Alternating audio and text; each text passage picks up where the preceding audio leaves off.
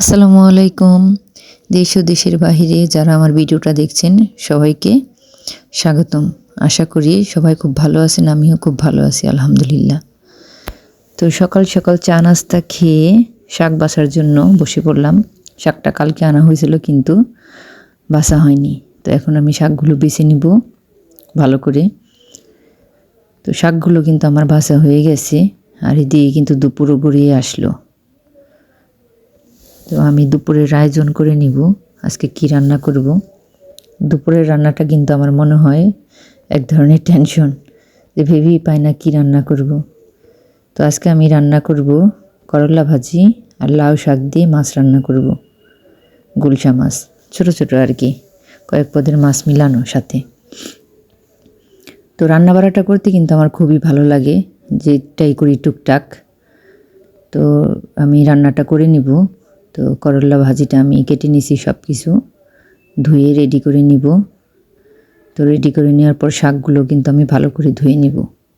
আর সংসারে কিন্তু শুধু রান্নাবাড়াই থাকে না, আর অনেক কাজ থাকে। ভিডিওর মাঝে দেখা যায় যে ফাঁকে ফাঁকে অন্য কাজও করা হয়, তো ওগুলি তো আর ভিডিও করা হয় না, শুধু রান্নাবাড়ার এগুলি একটু ভিডিও করা হয়।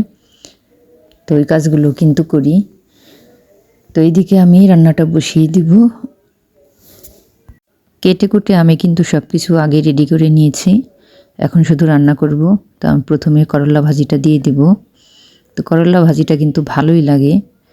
তো শীতের মধ্যে হয়তো বেশি একটা ভালো না লাগলেও কিন্তু এই যে এখন যে আমি করলাম, কিন্তু খুবই ভালো লাগছে ভাজিটা। তো আমি ভাজিটা করে নিব প্রথমে। আর শাকগুলো কিন্তু আমি পানি দিয়ে ভিজিয়ে রাখছি। লাউ শাকগুলো একটু বালু বালু ছিল, তো ভালো করে না ধুলে কিন্তু পরে খাওয়া যাবে না আর কি। তো এর জন্য আমি শাকটা ভালো করে কয়েকবার ধোয়া দিয়ে নিব। আর এইদিকে তো আমার ভাজি হয়ে যাবে। তো আমি শাকগুলো ভালো করে ধুয়ে মাছগুলো ভালো করে ধুয়ে নিব। আর মাছগুলো আমি একটু ভেজে নিব হালকা, ভাজা দিয়ে রান্না করলে আর কি ভালো লাগবে। তো মাছগুলো আমি ভেজে নিব। ভাজার পর ওই তেলের মধ্যে আমি পেঁয়াজ কাঁচামরিচ দিয়ে আমি একবারে শাকটা বসিয়ে দিব। তো আমি শাকে আলু দিব আর কি। তো আলুগুলো আমি কেটে নিয়েছি, মানে একটু মোটা মোটা হয়ে গেছে। তো এইভাবে রান্না করলেও কিন্তু ভালো লাগে শাকের তরকারি।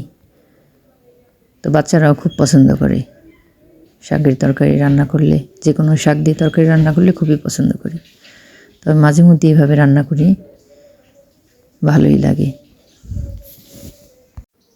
আর বেশ কয়েকদিন ধরে যে শীত গেল, এত শীত, এখন আবার কয়েকদিন ধরে রোদ উঠছে, খুবই ভালো লাগে। তো এরকম রোদ থাকলে শীতটা বেশি একটা খারাপ লাগে না, ভালোই লাগে। কিন্তু রোদ না উঠলে খুবই খারাপ লাগে।